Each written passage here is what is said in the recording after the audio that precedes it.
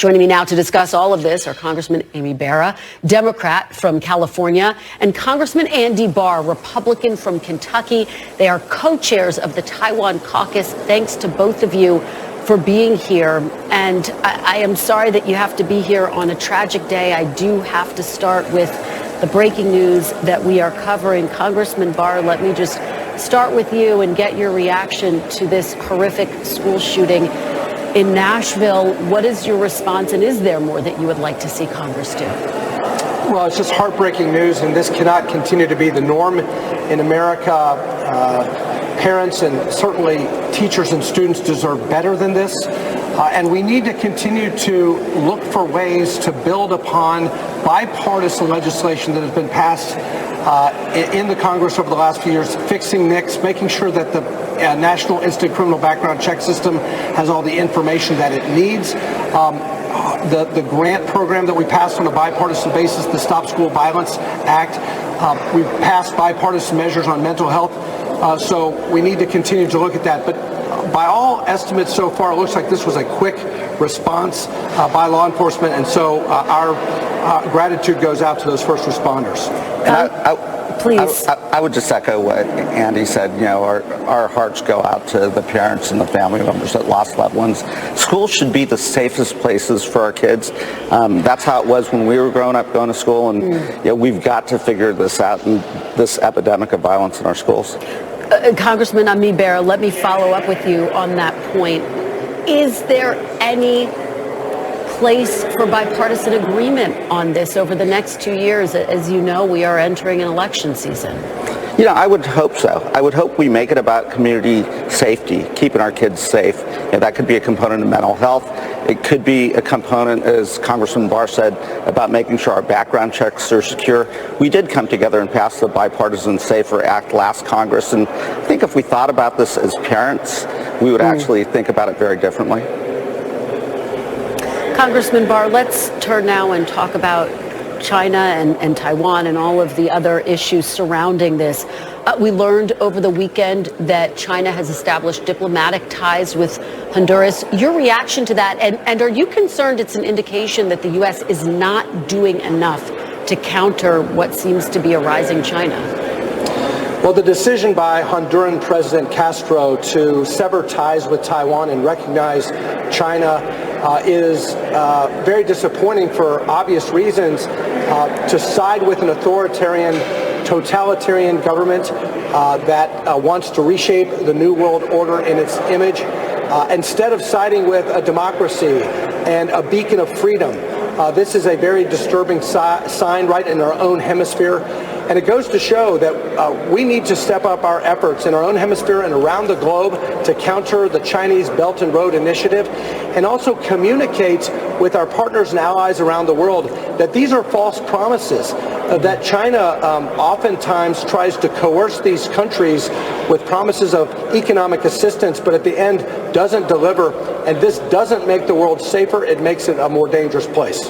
And Congressman Bera, your take and the fact that it comes on the heels of China brokering this deal between Iran and Saudi Arabia, to people who are watching this, do you feel as though China is becoming increasingly emboldened on the world stage?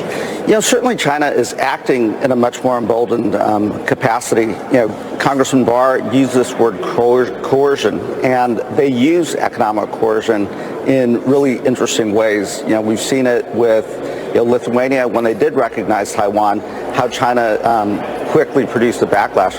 We actually have bipartisan legislation to empower any president and the administration to act in the interest of countries that do get pressured to go one way or another way. And I think we've got to make sure we're using all the tools that we have available, all the resources, diplomacy, but also a muscular defense as well of our allies and friends. Is it time to update our policy of strategic ambiguity when it comes to Taiwan? Would that, for example, send a stronger message that the U.S. stands with Taiwan? You know, I think we talk about it slightly differently. I use the term strategic deterrence, but you can't have deterrence without clarity. So the goal here is to deter. We're not looking to get to a war with China. China is actually the one who, through their aggression, is changing the status quo in the region. That's really been prosperous for everyone. So we have to stand up to this bullying tactics that China is doing in the Straits of Taiwan. But we've got to do it in a way to deter China from making a wrong mistake. And I agree wholeheartedly with my colleague on this.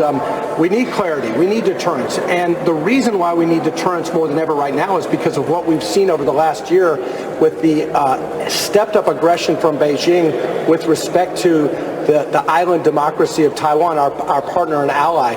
This is a very strategic and important ally of the United States. Not only are they a beacon of freedom and share our values, but our trade, they're the 9th largest trading partner with the United States, $90 billion in trade. They're the largest producer of advanced semiconductors in the world. And in the last year, the People's Republic of China, the Chinese Communist Party, has stepped up hostile fire exercises in the Strait of Taiwan. They've increased their incursions into the Taiwan air defense zone, and they've stepped up their disinformation campaign trying to confuse and deceive the people of Taiwan to force unification. So the United States needs to continue to deter.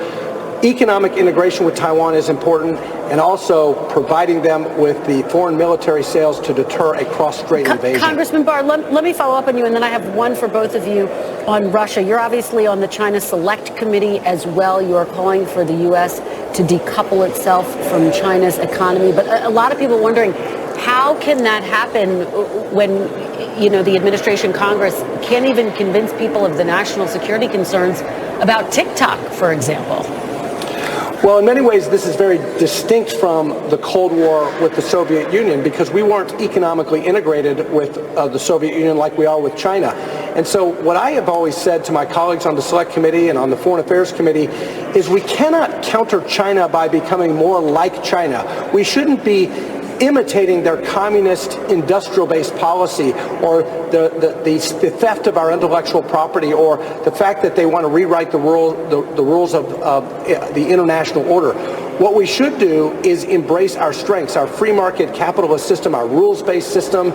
We need to support our allies and partners in that effort. And so when we talk about decoupling, it should be strategic, focused, and targeted.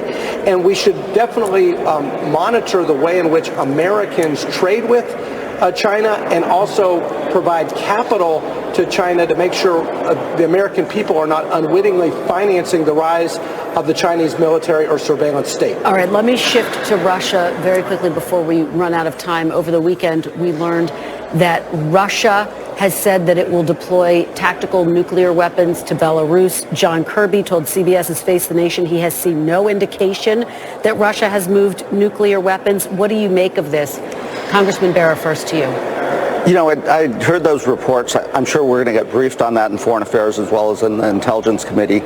We've not seen movement in that direction. Putin has talked about this in the past. I think it would be a big mistake if Vladimir Putin was to deploy tactical nuclear weapons to Belarus. Congressman Barr?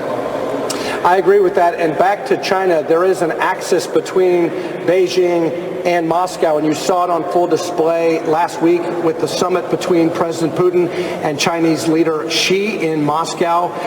We need to get to the bottom of all of the material assistance that Beijing is providing to finance this war by buying Russian gas and oil, but also lethal assistance. There is evidence through customs and trade records that China is engaged in lethal assistance of the Russian military. Already? That deserves The administration sanctions. has said they're concerned about it, but they've said they haven't seen any evidence of it. You're saying you believe that China's already providing some type of lethal aid to Russia? There's no doubt about it. There's evidence of it. I challenge Secretary Blinken for not already recognizing that, acknowledging that, and responding with tough sanctions on China because of it. There's records of drone parts being, and aircraft parts being sent there, even small arms.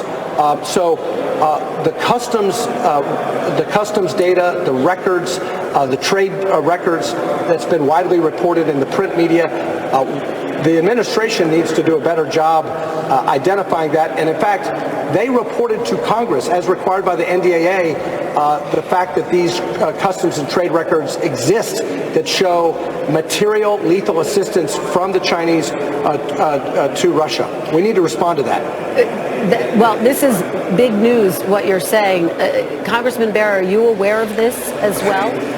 You know, I've not seen those reports, and you get the message is loud and clear to China that, you know, stay out of this war. If you want to broker peace, if you want to find a way to get Ukraine and Russia to a ceasefire, great, have at it, but do not arm Russia. Okay, well, we will put those questions to the White House. Thank you very much, Congressman Andy Barr and Ami Bera. Really appreciate your taking time to come on together. Really appreciate your perspective.